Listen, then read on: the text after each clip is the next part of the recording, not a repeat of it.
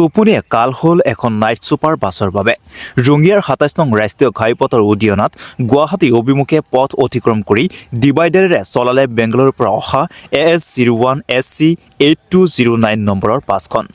দুৰ্ঘটনাটোৰ ফলত ডিভাইডাৰৰ ওপৰত থকা গছবোৰ এফালৰ পৰা মহতিয়াই গ'ল বাছখনে। ফলত চূৰ্ণ বিচূৰ্ণ হ'ল বাছখন।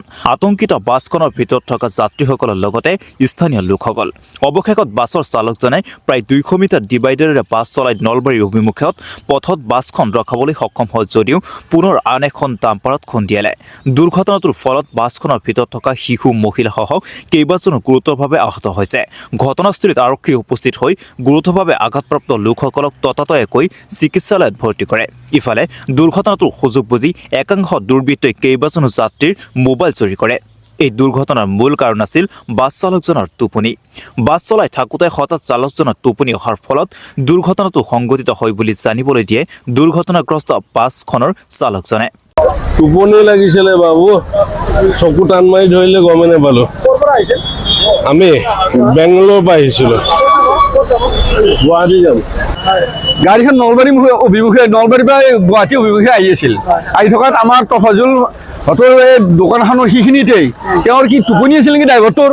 মই এটা আইডিয়াত কৈছোঁ যে টোপনি আছিল। গাড়ীখন লগে লগে ডিভাইডাৰৰ ওপৰত দি ক্ৰছ হৈ গছ চছ ভাঙি তাৰমানে ৰাইট চাইডে গুচি আহিছে। ডিভাইডাৰৰ ওপৰৰ পৰা 100 মিটাৰ আহিছে। 100 মিটাৰ আহি দেখিলোঁ যে ড্ৰাইভাৰটোৰ অলপ ইঞ্জুৰ হৈছে আৰু এখন ডাম্পাৰত খুন্দা মাৰি দিছে। দিয়াৰ পিছত আমি দেখিলোঁ যে ঘটনাটোত গোটেই গাড়ীবিলাক ব্লক হৈ গৈছে। এতিয়া তাৰপিছত এতিয়া ক'ৰ মানুহ কি কাৰোবাৰ মোবাইল হৰাইছে কিবা হৈছে এইবিলাক ঘটনা হৈ আছে। এতিয়া মোৰ নাম বীৰেন কুমাৰ বৰা।